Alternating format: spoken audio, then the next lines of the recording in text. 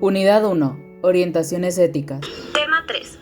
Los conceptos éticos y morales se han ido transformando de formas diferentes, más ligeras y superficiales. En muchas ocasiones son cambiantes y ausentes de la fortaleza lógica y comprensión objetiva. Después del término de la Segunda Guerra Mundial, los conceptos objetivos dan un vuelco total, algunos con mayor o menor complejidad, y lograron fomentar el despertar de nuevos paradigmas éticos sociales. Friedrich Nietzsche fue uno de los pioneros en proponer terminar con la moralidad, ya que la creía un obstáculo para la autosuperación del hombre. Sin embargo, crea una serie de conceptos con los que propone una actitud vital auténtica. Tema 3.1. ¿Hacia dónde vamos como sociedad? Podemos decir que el trato con los otros son lo que nos lleva a una administración de los valores, por lo que seguimos una escala de razonamiento y podríamos concluir que esos son principios correctos.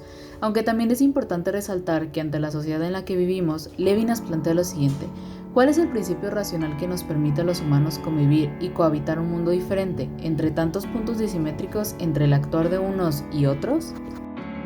Heidegger y Descartes. Si planteamos las posturas de ellos dos, encontramos que existe un fundamento del ser y de la persona como un sujeto mismo, yendo más allá de su humanidad y de una simplicidad del principio del ser. Significado del ser humano. Según la reflexión histórica tras los hechos a mitad del siglo XX y luego de la Segunda Guerra Mundial, para Levinas debe existir un correcto entendimiento de lo que significa ser un ser humano. Aquella definición y entendimiento se conoce de la siguiente manera: no es solamente ser considerado como un ser de derecho, sino como un ser ligado a lo otro que encierra el misterio de la vida. La ética como filosofía primera. Considera el verdadero sentido de la existencia y no el sistema administrativo de suma ganancia. Levinas. No pretende fundamentar axiomas psicológicos para entender el actuar humano. Pretende demostrar la existencia de un humanismo a través de lo verdadero y lo correcto. Los axiomas de este pensador buscan una adecuación dentro de la plasticidad humana. La exploración de sus escritos retoma la semejanza entre el valor del amor, de la vida, de la muerte, de la libertad, de la religión y del entramado social. De conciencia. La causa profunda del error no está en la falsa percepción ni en la incoherencia, sino en el modo de organización de la teoría e ideologías. Nueva ignorancia ligada al desarrollo de la ciencia. Nueva ceguera ligada al uso de grado de la razón. Edgar Morin, el problema de la realización del conocimiento. Todo conocimiento opera mediante la selección de datos significativos.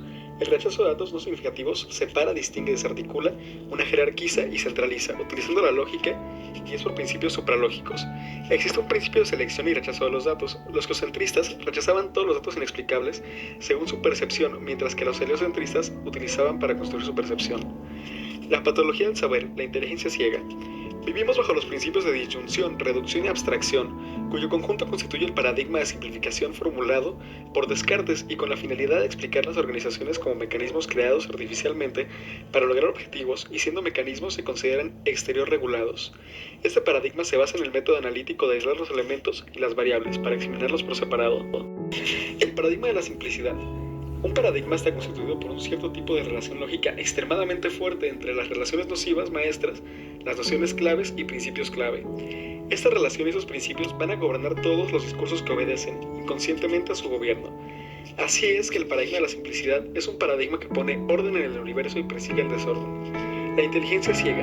La inteligencia ciega destruye los conjuntos y las totalidades. Aísla todos los objetos de sus ambientes, no hay más asociación entre los elementos disjuntos del saber, por lo tanto tampoco existe posibilidad de engañarlos ni de reflexionar entre ellos.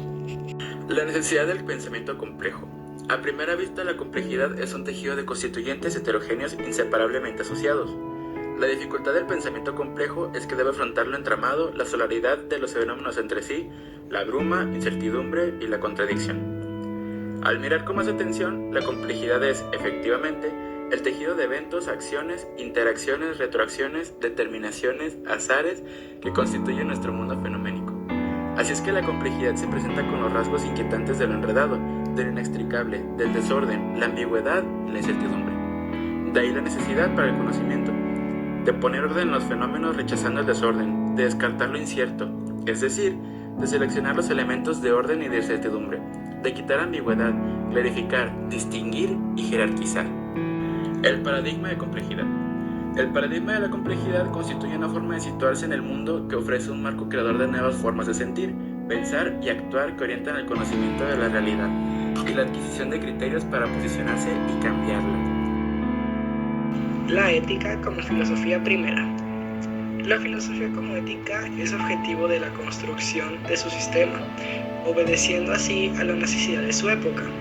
Algunas preguntas que se originan pueden ser: ¿el objetivo de mi hacer es mi necesidad?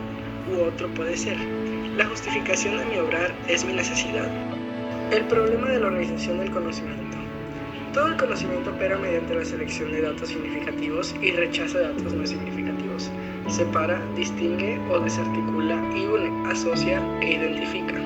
Jerarquiza lo principal o lo secundario y centraliza en función de un núcleo de nociones maestras. La necesidad del pensamiento complejo. A primera vista, la complejidad es un tejido de constituyentes heterogéneos e inseparablemente asociados. La dificultad del pensamiento complejo es que debe afrontar lo entramado, la solaridad de los fenómenos entre sí, la bruma, incertidumbre, la contradicción. ¿Por qué nos relacionamos? Como seres humanos nos vemos en la necesidad de relacionarnos con los demás porque es parte de nuestra naturaleza y esto nos ayuda a llevar una vida cálida, agradable y satisfactoria. ¿Por qué existen las sociedades? Tras lo mencionado, se trata de la misma razón por la que creamos sociedades y no permanecemos solos, porque necesitamos de un contacto con los demás para seguir nuestras vidas y ser capaces de sobrevivir. Bauman se destaca entre los sociólogos de las últimas décadas por la profundidad filosófica de sus reflexiones y por haber situado a la ética en el centro de la sociología. Cuestiones como la indiferencia moral, desigualdad y el mal hacia otros son algunos de los hilos conductores de su producción. Bauman asegura que hemos perdido el arte de las relaciones sociales. Para él las redes sociales son una abominación, ya que considera que invaden todos los espacios y diluyen las relaciones humanas. Morin va en contra del racismo, la unidad biológica que tiene el ser humano y el humanismo idealista. Él intenta expresar que existe una unidad y diversidad más allá de lo biológico y lo cultural. Habla de las interrelaciones humanas. Se encuentra en contra del humanismo idealista ya que no pone al hombre aislado de la naturaleza, sino que la postula por derecho y de modo ideal ante el mundo. Al final Morin nos dice que el hombre no es biológico por un lado y cultural por otro, sino que constituye una unidad compleja y organizada, concluyendo que el hombre es un conjunto de interacciones e interdependencias entre múltiples y diversos factores biopsicosociales.